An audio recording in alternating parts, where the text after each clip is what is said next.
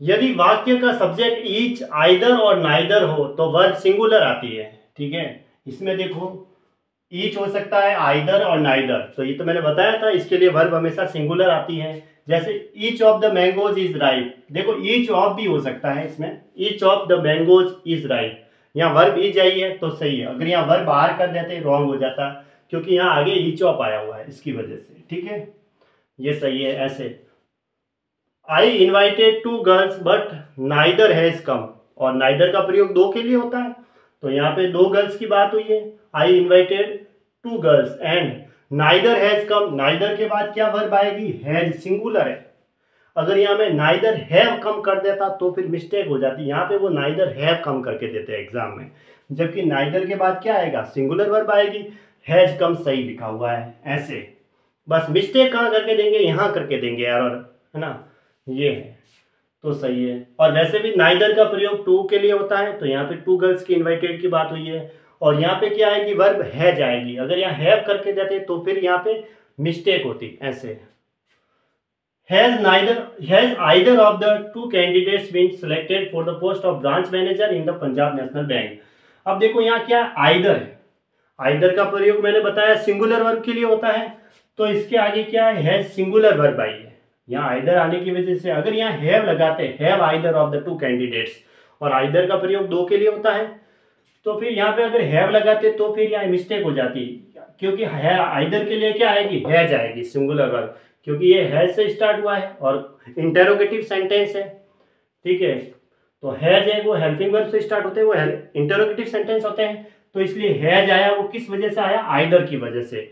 Exam में क्या करेंगे, यहाँ हैव आइदर करके दे देंगे बस। यहाँ पे ये ध्यान रखना, आइदर की वजह से यहाँ क्या आएगा, हैज, जो कि सिंगुलर वर्ब है।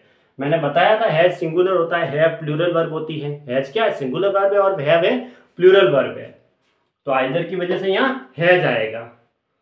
Neither of the to mean was very strong, देखो यहाँ नाइदर आया है, नाइदर आया है तो फिर वर्ब क्या आएगी, सिंगुलर आएगी, तो यहाँ क्या है, वाज, वाज सिंगुलर है तो फिर सही है। अगर यहाँ वर्ब कर देते हैं, वर्ब वेरी स्ट्रॉन्ग, तो फिर यहाँ एरर मानी जाती, इसलिए क्या आएगा, neither of the to main was very strong. और नाइदर का प्रयोग दो के लिए होता है, ये भी मैंने बताया था। ठीक है, और दो है तो यहाँ मैन ना आके मीन आएगा, मीन प्लूरल होता है दो के हिसाब से, टू है ना, इस हिसाब से। फिर देखो ईच गर्ल वाज विक्ड, अब ईच आया, ईच के बाद सिंगुलर वर्ब आएगी तो फिर यहाँ वाज सही है। अगर यहाँ ईच गर्ल वर्ब विक्ड कर देता तो फिर रॉन्ग हो जाता, ईच गर्ल वाज विक्ड सही है, क्योंकि ईच के बाद वर्ब सिंगुलर आएगी, वाज सिंगुलर वर्ब है, मैंने आपको बताया था।